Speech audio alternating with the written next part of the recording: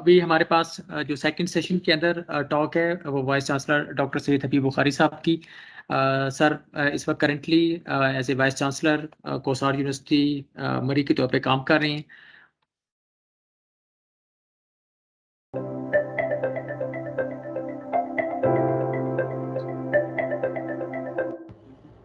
Professor Dr. Habib Bokhari is currently serving as Professor and Vice Chancellor of Kosa University, Mari. He received his PhD in Infection and Immunology from the University of Glasgow 2002 and completed 3 postdocs from London School of Hygiene and Tropical Medicine and University of Pennsylvania and George Mason University, USA. He is a recipient of the Commonwealth and Fulbright Fellowship. Dr. Bokhari is responsible for setting up Department of Biosciences at Comsets University, Islamabad. Dr. Bokhari has been an affiliate faculty to GMU and visiting scientist in top-ranked universities in Asia, Europe, and USA, such as National University Singapore, Cambridge, Sanger Center, etc. He has successfully completed 7 national and international research projects and published more than 160 peer-reviewed research publications. And main focus of his research or lab is to understand the biology of clinical and environmental microbes impacting human health, livestock health, and determining their genomic diversity vis-a-vis their pathogenesis and ecological fitness for biotechnology applications in environmental and industrial purposes.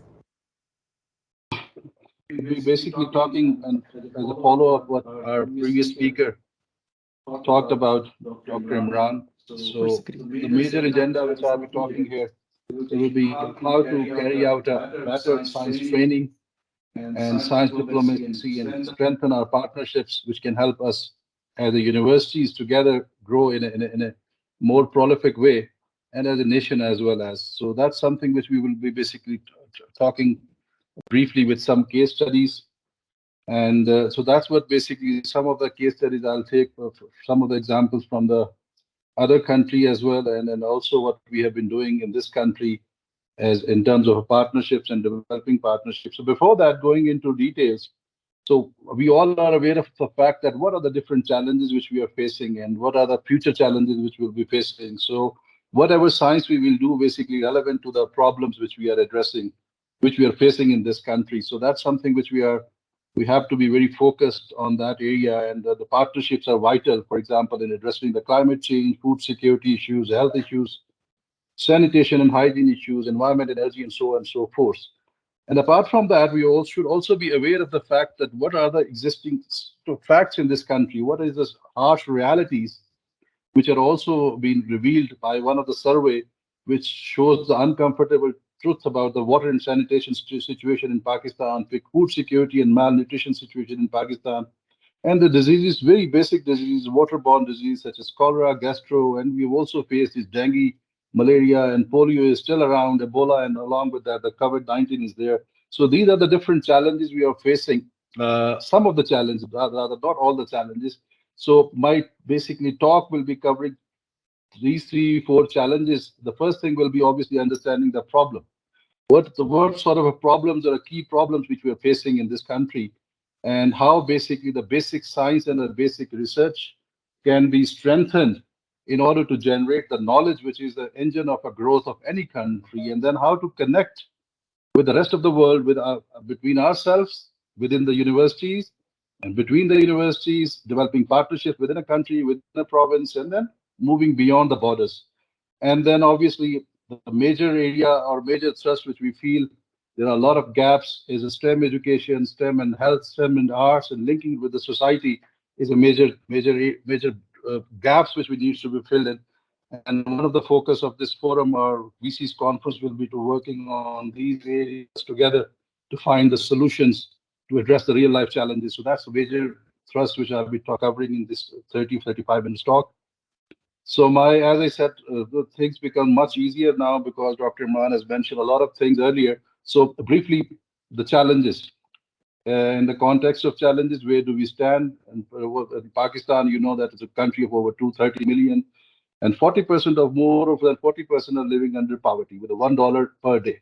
Now that must have been gone higher after this impact of a recent floods. Now there will be a lot of impact which need to be seen after COVID and the floods. And this is the second highest population after Nigeria. The growth rate is quite high. And the poor sanitation, a lot of people are not using even the toilets. They lack the proper defecation facilities. 25, more than 25 million earlier. Now, after the flood, this must have been gone much higher. And on top of that, the mothers, who's basically needs to be whose health needs to be taken care of very, productively and very efficiently, are also facing a lot of challenges, and that also reflects how what sort of a youth we are basically getting in future as well. So that's and apart from that, we would 70% of the households still drink a bacterially contaminated water. A lot of people, a lot of children die uselessly because of this a problem. 53,000 children die every year. And on top of that, 22 million people, so students are out of school. Children are out of school, which is a quite high number. A lot of brain drain is happening because of that as well. And also, we've also seen the fact that there are about 37% of children are going with a stunted growth, wasting, and so many other challenges we're facing, where the nutrition factors are also involved in that. So countries' infrastructure at the same time is extremely inadequate in times of disasters such as pandemic, COVID, floods, and droughts. We have faced those challenges. And on top of that, the world will be also seeing a extensive growth, and 2 billion more people will be added on this planet. So we have to take care of their food as well. And that cannot be done without compromising the climate change impact. So that's something which are the major challenges which we are facing in this country and rest of the world as well. Now, there are certain facts which I wanted to narrate before I start, touching those case studies. We were the very learned people, and centuries ago, and hence were the very richest one in this on this planet.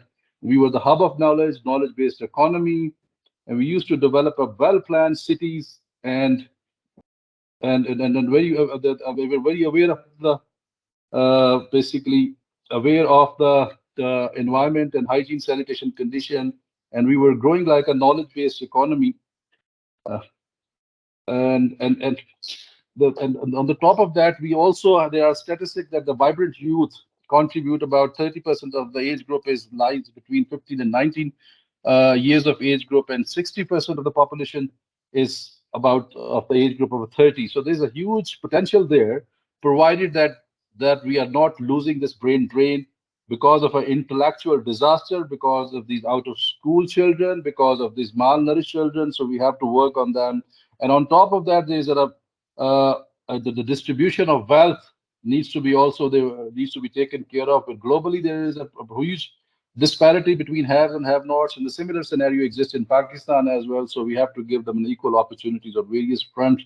So this has to be taken care of. Now, this is the statistics. If you look at the global challenges, look at that. Now we have also seen that Pakistan is also one of the top countries in terms of a livestock and a poultry production area. And but however, over the years, as I said, the population is growing like anything. So the demand for the meat and egg has been, increased extensively. The meat demand has increased three times, whereas the egg demand has increased 7 times. And keeping in view the population and urbanization trends, we are also facing the scarcity of the land and resources to grow and cultivate plants. So that's one of the area where the resilient crops are required. On top of that, the climate change is impacting our environment, and meltdown of the glaciers are causing frequently these floods. And then we're also seeing these frequent fire events recently, and then the extreme temperature conditions. So, and on top of that, as I said, Pakistan has not basically is one of the leading country in terms of livestock, but we have not been able to capitalize that strength in the way which we have to. Looking at the market, if you look at the halal product market, the $3 trillion US industry, and if you look at the halal meat sector, 600 billion industry. Pakistan US dollar industry, and look at the contribution of Pakistan, about 115 more billion dollars. And if you look at the health security issues in terms of vaccines, you can see that a huge market of over 20 billion US, and North America is leading in that. Now, towards that, and then you can see that look at the one single country, Brazil has been producing this corn crop, and all the major buyer on this regard is China and Korea alone, which buys 80% from them to feed their pigs and chicken industry. So that's showing that how much extensive operations are operating in the world. And this has obviously come up with some sort of a compromise on the climate side as well. So we need to find an alternate solutions for ourselves as well. And after the pandemic of COVID-19, this is an excellent opportunity which has taught us about the global health diplomacy, where the countries like Russia and China are taking advantage of a vaccine vacuum, and this diplomacy has been very successfully being carried out and linking with the different countries, and especially this BRI initiative or a Silk Road initiative has been strongly coming up, and they're taking the lead in this regard.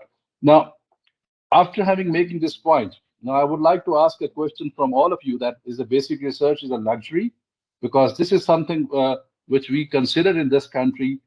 And this is obviously, as I said earlier, that the basic science is the knowledge of synthesis of is the engine of synthesis of a knowledge on which all the applied research basically is built on, and foundation of that lies on that. And we cannot ignore that. So something which we need to work on in order to all those problems which I highlighted earlier requires strong basic knowledge foundation or a basic science foundation in this country. And this is in order to answer the fundamental questions which are prevailing in this country. Every country has their own problems, and we should have our own solutions. And for that, we should have all those research facilities and infrastructure should be in place in order to deal with those challenges.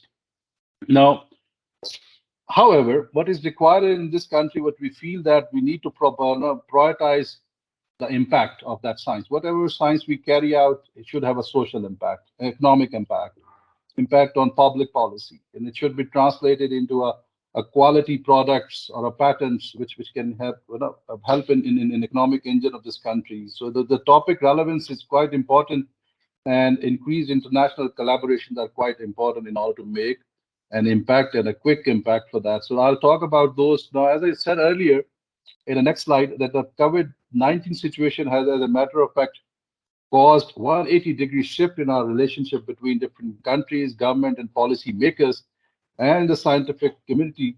And it emphasizes the greater need of a cooperation between the universities, between the countries, and between the region in order to address such future challenges. So this is where the priority comes in. Now, if you look at the first case study, now I can start with the same case study of a COVID-19, how basically we have dealt with the case study and how the rest of the world dealt with the case, this problem. Now we can identify where the gaps are, where the uncertainty is, and where the information fusion is required.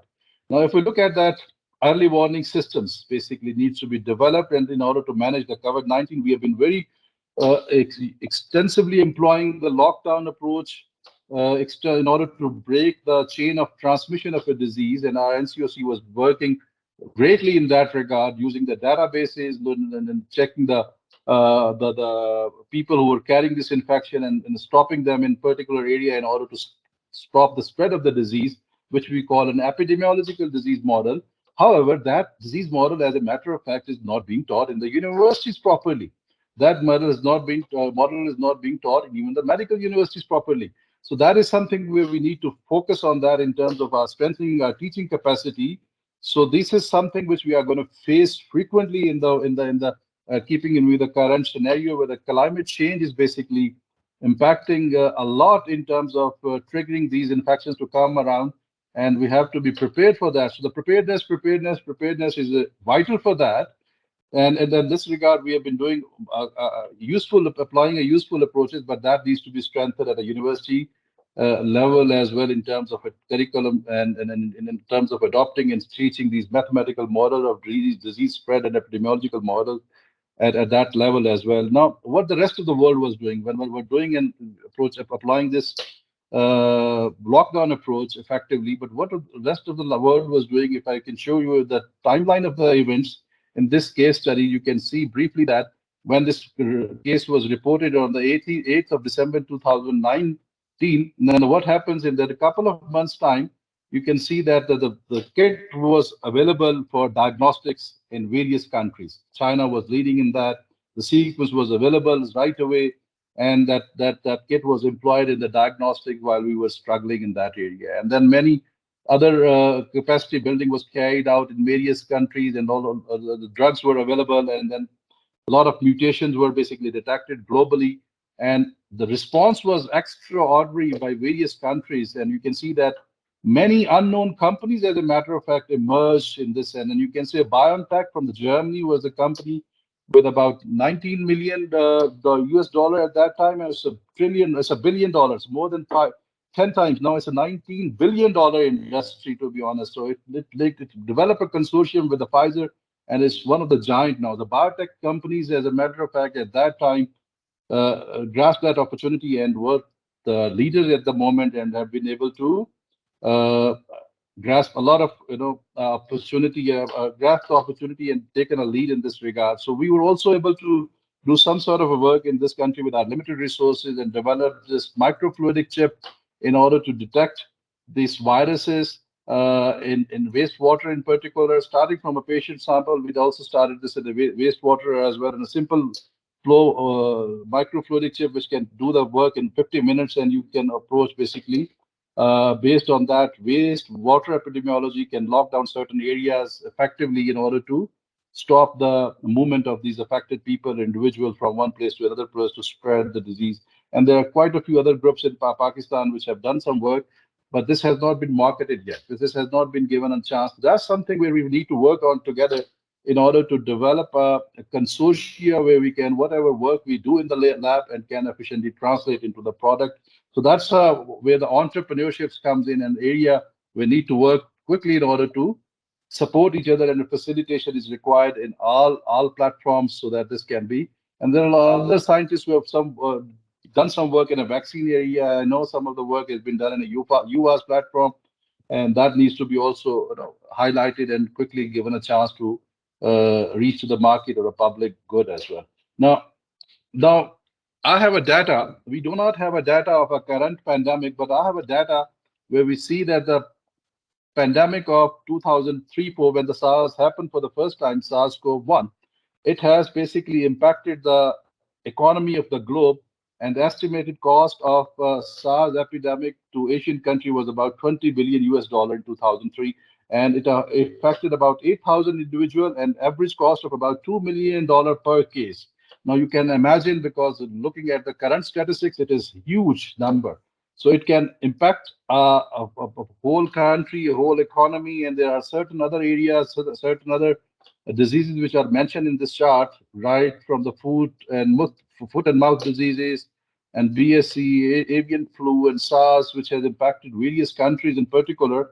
And at times it was a reason of conflict between two countries, like US and America was basically having a huge row on this mad cow disease, because they were blaming each other for transmitting this disease across the border because they were not appropriately any diagnostics tools or statistics or a data which can tell you that which one is it's coming from, either this border or the other border, and entering into this territory. And that's the area, and my fear and concern is that in the future, this is going to be something where our livestock, agriculture, and even a human health needs to be taken care of with the proper approaches, diagnostic kits and tools available in order to safeguard our economy as well.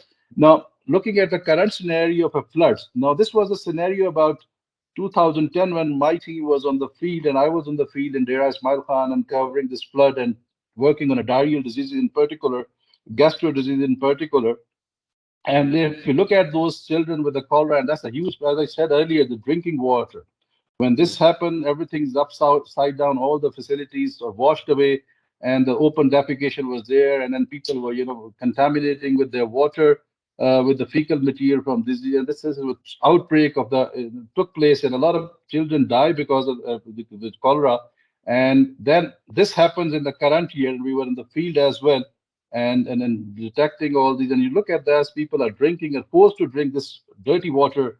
And that's something which we need to take care of. And during this time of testing time, after this flood event, and now after 6 months or a year, we need to take care and work together collectively in the field. Now, but what we did in terms of a science diplomacy in 2010, along with our partner from London School of Hygiene and Tropical Medicine and Sanger Center, and then we've been able to sequence about more than 100 genome sequences in each and every type of a strain. Like cholera was on top of the list, right from Karachi to Peshawar, from north to south, south to north, and have been able to identify the major types of the bacterial strains which are causing cholera. Now, based on that, now we have at the moment a data which can tell us that these are the major strains and there's no introduction from the outside.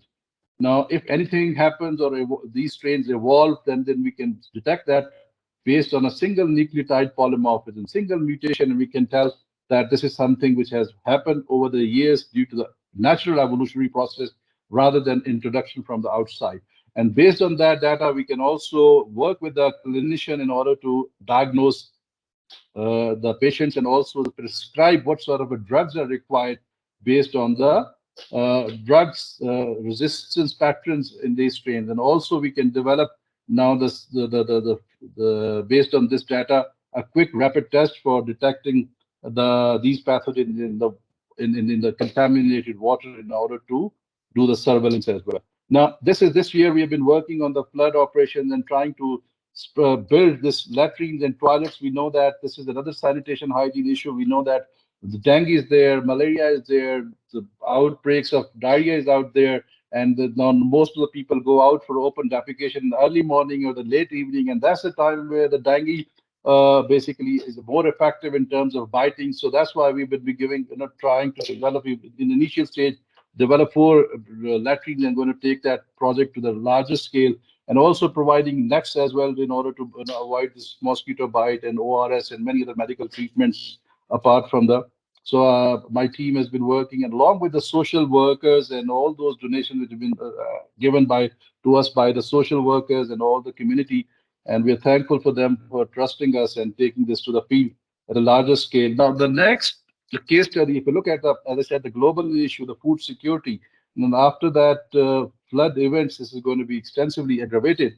And if we look at that, where a lot of people have lost their livestock, and we've also seen that prior to that flood, there was already a disease which is called lumpy skin disease, which has basically decreased the productivity of the milk, and in terms of a meat production, a lot of livestock has been lost during that, and we have not been able to respond to that problem quickly. And on top of that, now we are facing a flood situation. So that's something which we also need to be taken care of properly by the consortium of the universities, which has the potential to develop and use their networks to quickly reach to such places rather than 1 or 2 institutions are working together.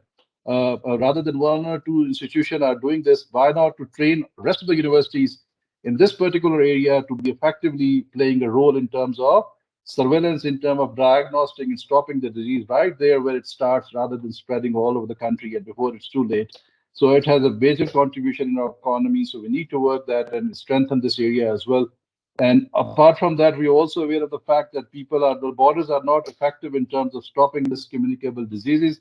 And we also need to basically work together in order to monitor and do the effective surveillance, whether this is a disease which is causing the human problem with the human health, causing the problem of the agriculture sector or the livestock sector. So we need to have, or even the tourism place where the people are moving around, that needs to be monitored carefully in order to address these challenges in real time. And now coming to the partnerships, the next goal is obviously the second part is the partnerships, how we can basically effectively develop a partnership. Obviously, one way of developing is doing a collaborative research, work together, and for that we need to develop a collaborative research funding as well in order to enhance our research productivity. And we know that there are very limited resources within a country as well, and how we are exploiting those resources, and apart from other resources which are available internationally, how effectively we are utilizing those resources. Now, partnership or team building is a very major area which is required to be worked between a lot of work is required between the universities, and we know every university have the inherent strength in terms of a human resource, in terms of infrastructure, and if once they are joined and these great and diverse minds work together, and obviously these challenges can be addressing these challenges can be much easier and much efficient compared to when we're working individually without knowing each other's strengths. So one of the agenda will be obviously that we should know each other's inherent strength and play around those strengths in order to improve our basically research basis. And obviously we required for that the individual working on individual trimming and giving the proper academic environment and research environment, and a healthy environment is obviously required where universities need to work together. Now, these are the research funding opportunities, to be honest, which most of us are aware of the fact and are do avail these research funding, HEC, PSF, and Pakistan Medical Research Council, Agriculture Research Council, ICT, most and institutional fundings. So these are the ones which rely most of them. And then there are other collaborative initiative, excellent initiative by PSF, where the countries like Turkey, Sri Lanka, and China have been also involved in various research grants. And HEC has also developed the Spark USA linkages, and with the British Council, Inspire Speak, and this kind of the amazing grants and give a lot of opportunities. And then this BioAsia grant. So these are the one which most of our scientists and researchers are familiar with. But these are the areas which are lacking. These are the areas in international major grants. I hardly see any institution or a university having these research grants, which are the one with the major scientific diplomacy engine and linking between the countries in order to solve the common challenges like IFS, UNESCO, TWAS, WHO, SARC, IDB, NSF, NIH, Bill and Melinda Gates Grant Challenge, One Health, Step Peer, Newton Grant from the UK, Swedish South Asian Studies, European Union, Wellcome Trust, MRC, BVSRC, JICA, and UKRI ANSU. So these are the major grants basically which are available to the scientists and researchers, and we need to basically capitalize and work on around these grants in a common interest, in an area of a common interest, and this will also help us in linking ourselves with the rest of the world and develop our scientific diplomatic channels on a more stronger grounds, and as well as help us growing in this particular science and research area as well. Now, in order to develop these grants, I just briefly touch upon for the researchers and young researchers that what they normally look in when we apply for such grants, what are the major areas which we need to take care of that when we apply and prepare a grant. So postdoctoral research experience is quite important for a candidate's profile. Candidate should be an independent researcher from his track record. Whenever he apply in a particular area, that should be reflected from his track record. They should have a strong research stream for that, and they should have some personal attributes or a leadership attributes in order to conduct that research. So what makes a good research proposal? And obviously these are just a reiteration, everybody knows that. And this is a focus, it should be basically showing a focused objective, raise specific questions which should be relevant to the contemporary research, contemporary challenges, and also generate new knowledge, whether it's a basic or applied or both. So it's good to have both of them together working in this area. And they should apply a sound methodologies, and the number of institutions which are involved and different universities which are involved within a country or across the geographic boundaries. What is the basically credential of those partners are quite essential and vital. It's not something which you can get and find any partner and you do that. So there are a lot of thinking and rethinking needs to be done in this regard, according to the strengths of the partners as well. So the tricks of the trade, as I say, that we should all start with the modest time-wise and money-wise. I remember I started my first grant with the 1 million rupees from the PSF, and that helped me to establish my credibility. And I established not only my laboratory, with that half of the grant was gone to that, and half of it was available for the research. So that's how I started my career. Now, luckily, HEC and PSF has basically increased that scope and increased that amount to a larger scale at this moment in order to give the option and opportunities to the young researchers to grow. So we need to establish our credibility, establish collateral interactions, generate knowledge, basic or applied or both, and eventually go for a big project. Once you establish your credibility, and then it's a good time to go for a big program. It's a taxpayer money. We also be very conscious about using that money as well, because that's where the community comes in. That's where the compassion, empathy, integrity comes in. So we need to be very wary of this fact as well. So what are the suggested tips for the grant lottery process? As I said earlier, the scientific excellence is key in that regard. Research should be hypothesis-driven, translational, synthetic systems, biology are not required. Some of the areas, I'll mention about a couple of example of this funding agency where they do not allow you to go into certain areas, so that discourage them. So what are the important topic and relevance to the funding agency is important. Preliminary data is vital, but it also has to be a preliminary. Use the opportunity to respond to the referees' comments, update and rebuttals. Choose reviewers carefully, and then cost the full amount. Skimping is a counterproductive. Saving time is counterproductive. Recycle and have contingencies. Form a strategic alliances, which is most important in grant reapplications and applications. Now, I'll just give you one example of a BBSRC, which funds research in basically plant area. And then that's where the areas which are not shown in here, the tools and also help in technology and tools development and underpinning biological research. That's major thrust. And they fund the research from the level of a molecules to the system biology, to the cellular level, to the tissue level, to the whole organism level, to the population level, and the larger landscapes as well. So what are their research priorities? Bioenergy. So you can look at that. What are the research projects are mentioned in the basically a red highlight? Aging research, lifelong health and well-being, system biology, and so on and so forth, and animal health. But if you look at the grant review process, now we also should be aware of just giving you one of the example here, which we also need to take care of in our systems as well, where the panel of experts with the diverse expertise have been identified and put in various programs, which are judging the grants of all sorts in nature, whether they are coming from a young investigators or the senior investigators, all reviewed together. So there I basically suggest from this platform that we should have encourage the young investigators and give them some sort of a seed funding, and they should be basically given a separate league in order to encourage them and and bring them forward so they can basically start at least their research and start translating their idea at a humble level, and then we should have a separate system for our senior investigators. And one of the way, and then that those should be ranked in those categories accordingly. And one of the way that we should also try to introduce that there should be an international grant. One of the international grants should be, at least won by these researchers in their career in order to establish the credibility. That's something which we should encourage. We should have to look at those credibility points of all the research and see that how many of them are getting the research from the local and national funding agencies, how many times they got, and how bigger research grants have they been obtained, and what was the outcome of that. And that should be basically correlated. That should have a database for that as well.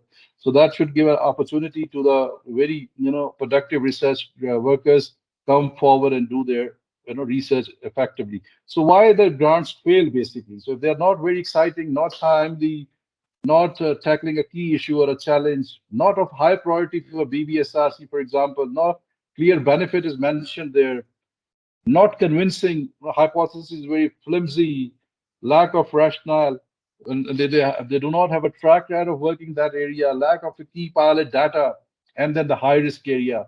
So this is untested system. Entire work plan depends on a success of a first objective. So that's something which we need to see that carefully. And the key reagents are not available. Like in Pakistan, there have been always the issues that in terms of a supplies, in terms of this acquiring equipment timely. So I'll talk about that in my last slide, how this can be facilitated. So, and then finally the grants which are fatally flawed and are rare, but this is something. And then the Wellcome Trust is another major funding agency which we hardly get any funding in that, where the general universities and medical universities can collaborate together in order to get such grants and apply together along with our international partners. And that's also a long-standing and increasing interest in international health, basically take care of that, increasing interest in research that is likely to make a difference to our human and animal health in short and medium term. So what does Wellcome Trust do not like to see in a fellowship proposals? The panel, which will assess a person or a project in a place, basically will look at the personal qualities like potential to become an independent researcher. Does he have a reasonable degree in particular area? Does he have won any prizes or a publication, a good track record in that area? Commitment to an academic career with a clear path or a plan? Have a broad knowledge of the subject, awareness of a risk and limitation of the work which he is proposed, and awareness of ethical issues around the project. So this is something, this is more or less every single funding agency look, and I'm just giving you some of the example from the international funding agencies. And then the place or a partner is very important. Why I have chosen this institution as a department? Why? What the new skills this will bring to my career in my institution? What is the quality of a supervision and a mentorship involved in this? What is the track record of my supervisor and sponsor in this particular area? who will be my collaborator and are they appropriate ones or not for this project. So there has to be a clear mention of that, and then I'll just go to that, how that can be specifically done. If based overseas, who will be our overseas sponsors and supervisor in this regard? So I'll just give you the one of the examples just to cover that European Union grant. So luckily I've been able to get a couple of these grants. That's why I'm mentioning these international funding opportunities to my listeners. So what European Union H2020 look, basically they look at the list of the participants, finding appropriate partners in the key area. So with the specific objectives and relevance of the research and innovation is another area. The scope of the call, fitting with the scope of the call, is another area, and the methodological approaches and innovation, which is bring down at the outcome of this research, is another area. And then there are different work packages listing each and every partner's roles. If there are 7 partners, there should be 7 work packages, or even when one work packages, couple of partners can collaborate. And what is the overall impact or outcome of this research, and how the results will be implemented? So these are the key areas. Now we look at the work packages. They are further divided into different activity type, what is the participant name, and how this participant is doing that activity. And then objectives, obviously, how there can be many objectives around those partners. And then the description of the work ranging from task 1 to several tasks. And then obviously the deliverables of the outcome. So this is how you prepare each and every work package in these international funding grants. And I've also given you the one of the evaluation scheme of my grant, which basically was one of the successful European Union grant. And there are about 8 partners right from Turkey was there, Cambridge was there, and many other countries, for European countries. Italy was with the leading one, and I was from the ComSets from overseas country, Pakistan. So they have been given, evaluated us. One thing which you should be aware of the fact that it's not always about the money. It's always about when we talk about the science diplomacy, it's your credentials. Sometimes you build your credentials slowly and gradually, and people can have an eye keep on your profile, and then they try to link with you. And there are certain inherent problems in the transferring the funding in terms of money wise, but there are the ways to facilitate you in various ways to promote the cause of the research in your country. And that's something which we have done in the European Union in terms of exchange of students, in terms of exchange of faculty, and developing and training those faculty members, and also getting these scientific materials in various ways or one way or another way, and publishing together in applied areas as well. So this is how this funding was basically, this funding grant was rated in terms of a scoring. And this is how these funding, most of these funding applications are being rated from poor to excellent. So that's how this has been done. Now, how should you prepare your application? Leave plenty of time, as I said earlier. Choose the right supervisor. To sum up, read around the subject carefully, discuss with your supervisor carefully. That's the area where we lack in terms of a communication, in terms of timely acting, and that's the reason, because we are not aware of about the cause, and we are not aware of the strengths of the partners. We are not aware of doing this work properly and timely. And we also showed up that the proposal to the knowledgeable senior colleagues and collaborators, we lack in that as well. We do not normally consult our supervisor and just straight away do not give them enough time to read around and help us. So that's something which we need to work together. Do not leave the budget towards the last. That's one of the tradition which we normally do. Now, I can give you one of the extraordinary example of a donor collaboration. As I said, what we can learn from a country like Bangladesh. Now, Bangladesh has one of the institutions, which is we call the ICDRB, one of the Daiger Research Institute, and its funding alone together is combined together is more than many universities of Pakistan, because they've been able to capitalize on a lot of international funding agencies. Like the government is also supporting them. They have got the Bill and Melinda Gates Foundation funding. They have International Development Different Fund, UKID, Center of Disease Control Fund. They have US Aid Fund. They have a Global Fund Fight Against Tuberculosis, AIDS, and so many other. National Institute of Health Fund from USA, Swedish International Grant. They have a Commission of European Communities. They have a Global Affairs Canada and Government of Canada Fund, and there are quite a few others as well. So you can imagine this is how the donor collaborations are working, and that's only possible when a lot of health researchers, basic researchers are working under one roof or under one umbrella. And that basically helping them to attract so much funding and grants. And then that's where basically we can also work and develop such of a consortium between the universities in order to give them an opportunity. Now you can, this is another way of showing that, I've already discussed that, but this is how the partnerships and linkages are working in this particular donor collaboration to eventually in the larger benefit of a civil society, to be honest. So this is something which we need to work on that. Now, biotechnologies and society, this brings me to the last session of my talk. Now, if we look at the biotechnologies and its societal impact, it's a pyramid basically. If I see that there is a huge sector where the agriculture, livestock, and industrial bioprocesses can be developed, and each and every component in this whole scheme, if you look at that, is a multi-billion industry. There have been a lot, as I've said earlier, BioNTech is now 19 trillion billion dollar industry. Earlier, it was a few $1 million industry. Similarly, monoclonal antibodies, therapeutics is a $1 billion industry. And we are basically, a lot of money is being spent on an import bill on different areas in this regard. And that's the area where basically we can do a lot of work. And one of the area where basically we can bring and attract our youth in this STEM education, science, technology, engineering, and mathematics, health, together for the overall benefit of the society, is basically bringing our cream towards biotechnologies, bringing our cream towards science, making science very interesting for them, so that this is, along with the facts and figures, that this is the century of our biotechnologies, because we are not convinced. We keep on saying that, but we are not convinced and not been able to bring our the best of our youth in this particular area, because we are not convinced yet. So let's start convincing ourselves, and that's where we need to, on the right side, I've just shown you one of the example with the small bacteria. That's where the problem where I see in this country, that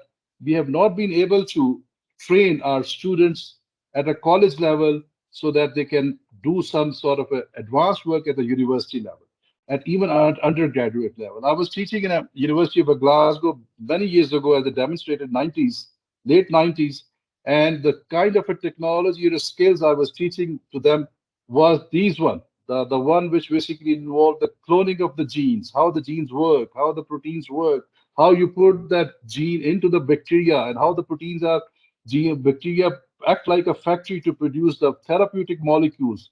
So these are the ones which we train the students at a very later stage at the MS level or MPhil level in the universities, and that hardly too. Not many, very many universities do impart those, demonstrate those technologies, and give the practice or a hands-on training to the students at a university level even. So we need to basic. That's why we are lacking 10 years, 20 years, 30 years in this science. As there was a recent article showing that Pakistan education system is about 60 years behind the rest of the world.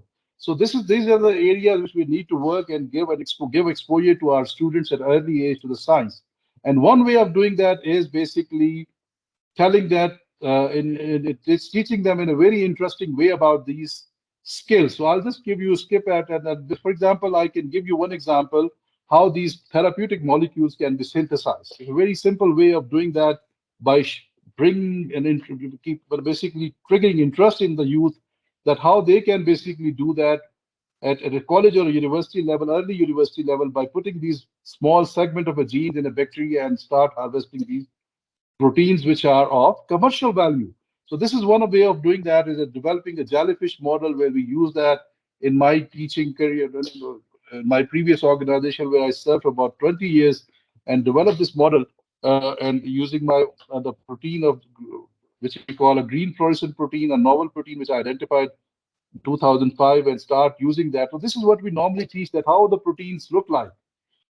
And this is very difficult to replicate at a school or a college level because of a lack of this expensive equipment, expensive consumables. But what we can do, this is what we teach our graduate students, that this is how the protein look like, this is how the basically the purified protein look like, and that's how basically it works and functions. But what we can do, now this is how we purify them, and all purification normally can be done using different techniques. And but what we can do now, for the school teachers, for the school STEM teacher, for biotechnology teachers who are teaching biotechnology, or even at a college or a university level, develop our own toolkits. And this is what it looks like. how these bacteria glow by putting these proteins inside the bacteria and just throwing a UV light. You can see that. That excites students. You can see different colors, different wavelengths of the as per proteins properties. So this can be shown, and students can be excited that they have done that work. They have achieved something. They put a small segment of a gene in a bacteria, and that's where the biotechnology students can be excited, and a lot of things can be done later on in their career. So this is something at a college or early graduate level, the kind of a skills or a training they should have. And then their application, real life challenges. What sort of a case that now this is also shown that one of the protein which we expressed in our protein, and there's a commercial protein as well, and they've been expressed in a mammalian cell line as well. And other things which we can do is basically show them that these proteins have the properties to act as a sensors. When you put them in a bacteria, bacteria is a live sensor which can detect the pollutants in water, for example, pesticide, for example, toxic metals, which is a major challenge which we are facing in this country as well.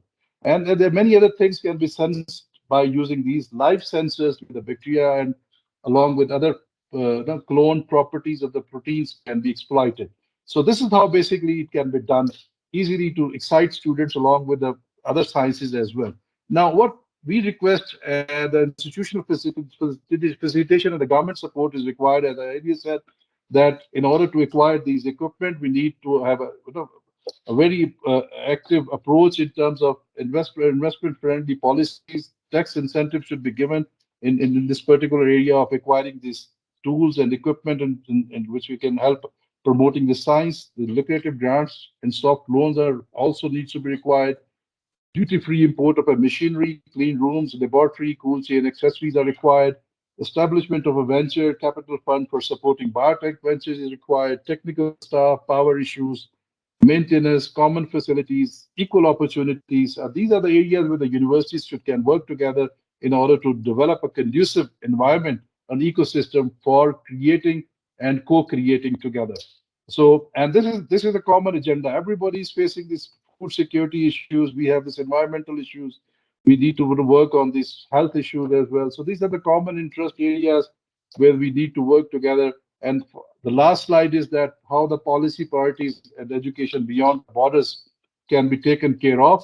And I've just developed the education umbrella for sustainable development for self-sustaining skill-based education RD ecosystem, where the individual health, population health, environment health, food, water, food, energy, and STEM education, along with the technology innovation, and that all together working for the sustainable communities and trained skillful youth with empathy, integrity, compassion, consciousness, and effective communication. So these are the areas where the general universities, technology universities, and medical universities work together in order to serve these communities. So with these words, thank you very much for listening to me. And if there are any other questions, I can be happy to answer that as well. Thank you so much, sir, for the informative talk on the science diplomacy, biotechnology, science society's impact, and how to win the research grants. If anyone in the audience want to questions from the sir, just raise your hand. We will open your mic.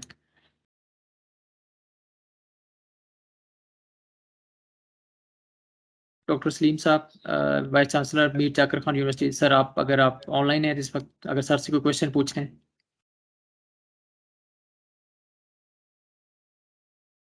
House इस वक्त open है, sir से कोई भी question पूछना चाहते हैं just अपना हैंड रेज करेंगे तो हम आपका माइक ओपन कर देंगे। सर इस चलिए मेरे ख्याल में कोई क्वेश्चन नहीं है, तो सर एक छोटा सा क्वेश्चन है मेरा कि as a third world country Pakistan जैसे मुख्तलिफ रिसोर्सेज पाकिस्तान के पास बड़े लिमिटेड से रिसोर्सेज हैं, तो HEC को जैसे हमारी वाइस चांसलर कॉन्फ्रेंस भी हो रही है, तो ऐसा कोई कंसोर्शियम बनाना चाहिए क्योंकि हमारे पास सबसे ज़्यादा यूथ हमारी यहाँ पे यूनिवर्सिटीज़ के अंदर अवेलेबल होती है। तो जैसे आप फॉर एग्जाम्पल अगर मरी से आप जा रहे हैं साउथ पंजाब के अंदर KPK के अंदर अपने ट्रांसफ़र करने के लिए, या आपके अपर पंजाब से लोग जा रहे हैं, सिंध से लोग जा रहे हैं इन इफेक्टेड एरियाज़ के अंदर, तो क्यों ना हम उन यूनिवर्सिटीज़ को के अंदर कोई ऐसे फाइनेंशियली उनको फंड्स ट्रांसफ़र कर दिए जाएँ और वो वहाँ पे लोकल लोगों की मोबिलाइजेशन भी की जाए और उन लोकल लोगों की जल्दी फर्स्ट प्रॉम्प्ट के ऊपर उनकी इमदाद भी की जा सकती है। तो इस रिलेटेड आप क्या कह सकते हैं कि इस तरह के कंसोर्शियम्स की कोई ज़रूरत है कि यूनिवर्सिटीज़ आपने बिल्डअप करके रिलेटेड है कि हर एक इंडिविजुअल अपने फंड्स जाके ट्रांसफ़र करता है वहाँ पे जाके इंडिविजुअल एफर्ट्स कर रहे होते हैं। इसके कंपैरेटिवली यूनिवर्सिटीज़ को अगर ये एफर्ट्स कर दी जाए कि हम अपने पैसे या जो भी आपके पास एचईसी का कोई फंड है और वो उन इफेक्टेड एरियाज़ की जो यूनिवर्सिटीज़ हैं उनको दे दिया जाए और उनके स्टूडेंट्स और उनकी फैकल्टी उन इफेक्टेड एरियाज़ के अंदर जाके अपना वो ट्रांसफ़र कर सकते। डॉक्टर साहब आप बात कर रही हैं सिर्फ फ्लड अफेक्टेड जो फैक्ट्रीज है उनके हवाले से बात कर रहे हैं कि उनकी सपोर्ट कैसे की जाए या ओवरऑल एजुकेशन? नहीं सर, फ्लड इफेक्टेड के लिहाज से। अच्छा, ये देखिए इसमें कुछ यूनिवर्सिटीज हमारी कर भी है। कल डॉक्टर रुखसाना फरमा रही थी जो हमारी वुमेन यूनिवर्सिटी सियालकोट से जो वाइस चांसलर हैं। तो मसला ये है कि this is a testing time. Every university, every individual feels that he should chip in or contribute in one way or other way personally. That's a damage. वो कहते हैं जी आपका किसी एक जिस्म के हिस्से को नुकसान पहुंचे तो सारे आप समझे पूरी उम्मत जो है वो तड़प जाती है। तो वो टाइम है जब we everybody feels that they should chip in. But ideally yes, अगर आप ऐसा कोई सिस्टम बना लें जिसमें ये इतना इफेक्टिवली कंट्रीब्यूट हो सके और लोगों तक जो जरूरतमंद लोग हैं प्रायोरिटी वाइज उन तक ये चीजें पहुंच जाए तो बहुत अच्छी बात है। तो इससे तो बहुत सारा जो है एफर्ट्स जो है डुप्लीकेट होने से बच भी जाती हैं और रिसोर्सेज बच भी सकते हैं। But as I said, it's a satisfaction of the individuals, how they are basically working and what is their mindset.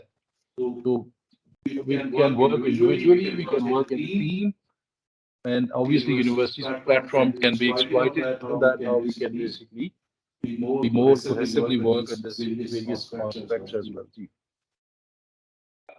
Ji sir, thank you so much sir. Doctor Salim साहब आप इधर क्वेश्चन पूछना चाहते हैं?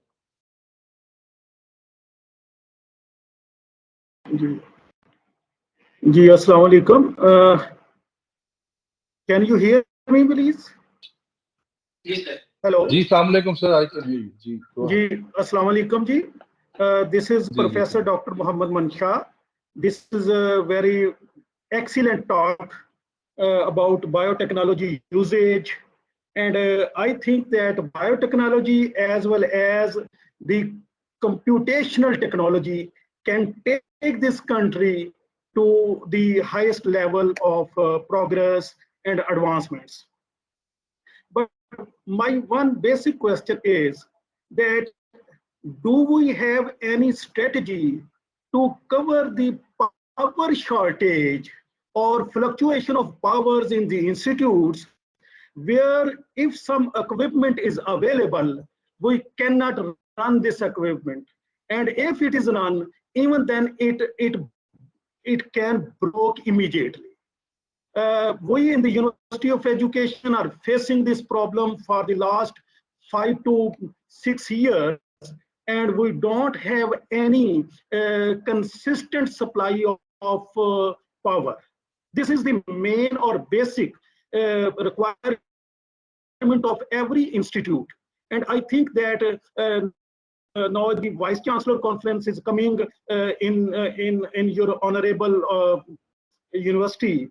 And I think this problem should be discussed at this level so that the researchers which are available here, they have innovative ideas, but even then they cannot utilize these equipments. Thank you, sir. और बहुत शुक्रिया doctor साहब, आपने बड़ा सही सवाल raise किया और ये हम सबको दिक्कत है। जब से हम यहाँ 20 साल से, मैं भी 22 साल से रिसर्च कर रहा हूँ, every other now and then there has been a breakdown in power and हमारे बहुत ही valuable जो consumables हैं we end up losing them. So एक तो हमारा inherent problem वैसे ही power supplies का है जो universities ने हम somehow आहिस्ता आहिस्ता अपने setups के जरिए से उनको strengthen करना शुरू कर दिया है.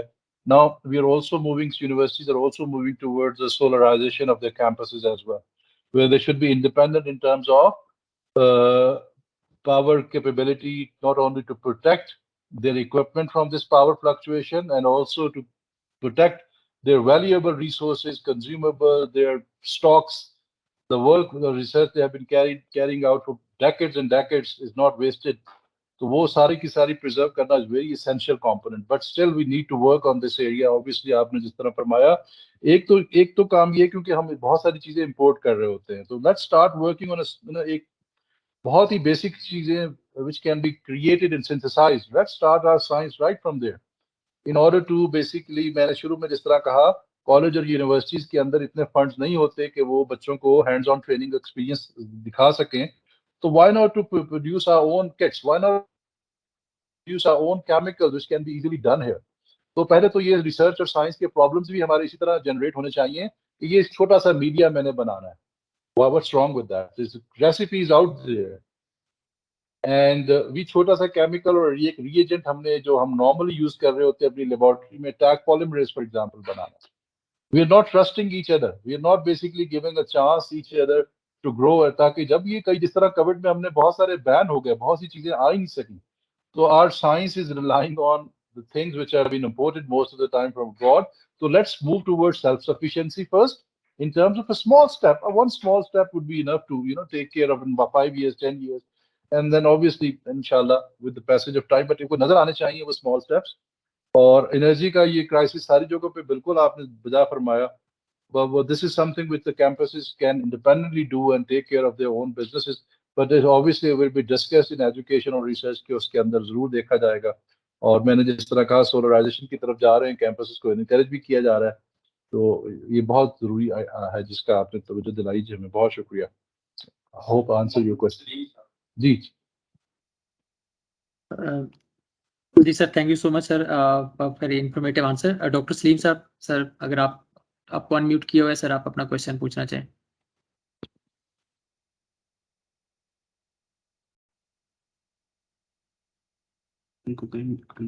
سر آپ اپنے مائک کو انمیوٹ کریں گے پلیز. ڈاکٹر سلیم سر. السلام سر. کیا حال ہے ڈاکٹر صاحب؟ میں آپ کی پارسلی ٹاک سنی ہے ڈاکٹر صاحب, اور چونکہ میری اور السلام علیکم سر, کیا حال ہے؟ وعلیکم السلام. تو ماشاء اللہ بڑی اچھی تھی. اور ابھی جو 2 آئیڈیاز آئے ہیں, ایک تو بلڈ ریلیف کے حوالے سے تھا, اور دوسرا اس حوالے سے تھا کہ جیسے آپ نے فرمایا کہ ہم چھوٹے چھوٹے پرابلم بھی فلوٹ کریں, اور ہم اگر ان کو میوچولی سالو کر سکیں تو that can be a good beginning as well. تو اگر ہم ایک دوسرے کے لیے سروسز دینے کے لیے راضی ہوں تو یہ اچھا آئیڈیا ہے.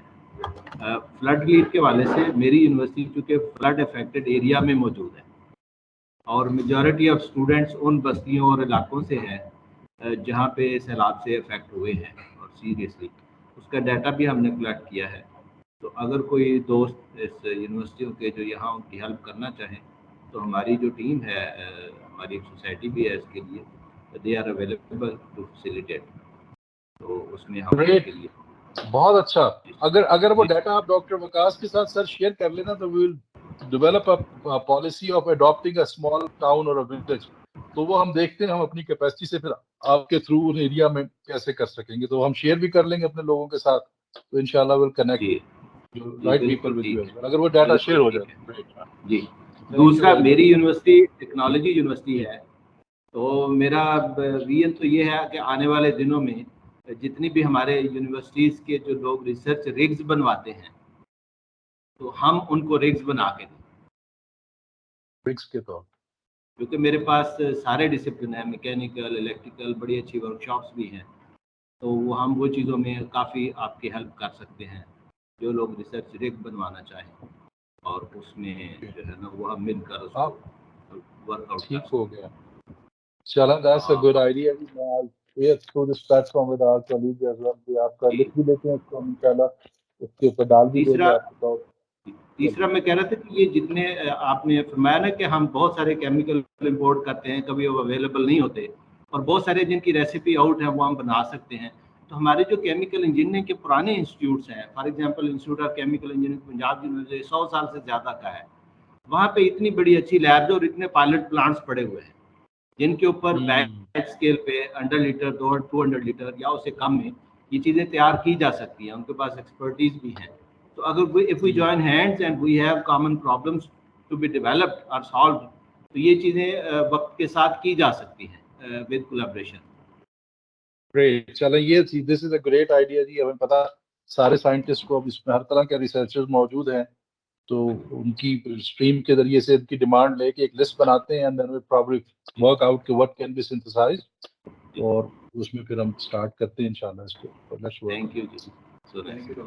تھینک یو ڈاکٹر صاحب. جی نیکسٹ کسی اور کی طرف سے کوئی کوشچن ہو تو پلیز.